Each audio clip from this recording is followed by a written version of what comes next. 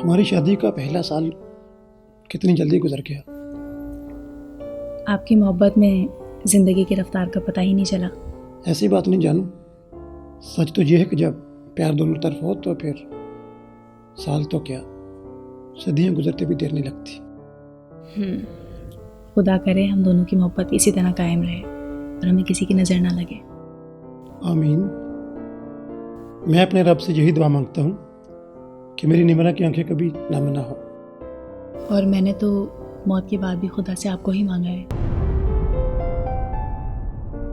खुशी के इस मौके पे मरने की बातें अच्छी नहीं लगती।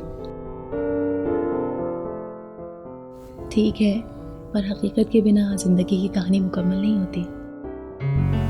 तो फिर हम इन खुशी के लम्हात को इस दुनिया से दूर ख्वाबों के जहां में जाकर गुजारते हैं।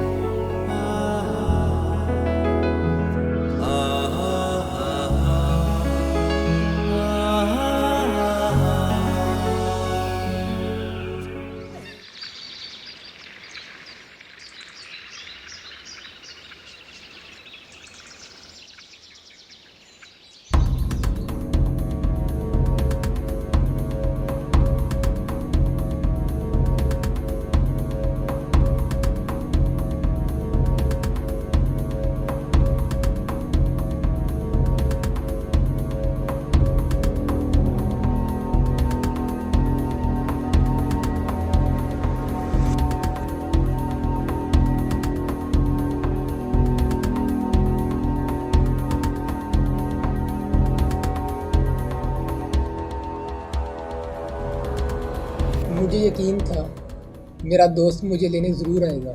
और मैंने भी तुम्हारा एतमाद टूटने नहीं दिया। आ गया ना तुम्हें लेने। थैंक यू यार। थैंक यू किस बात का, तुम मेरे दोस्त हो।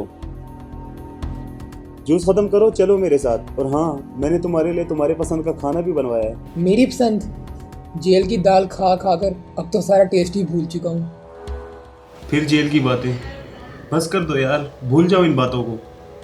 चलो जूस ख़त्म करो, घर चलते हैं। और अब से तुम मेरे साथ रहोगी।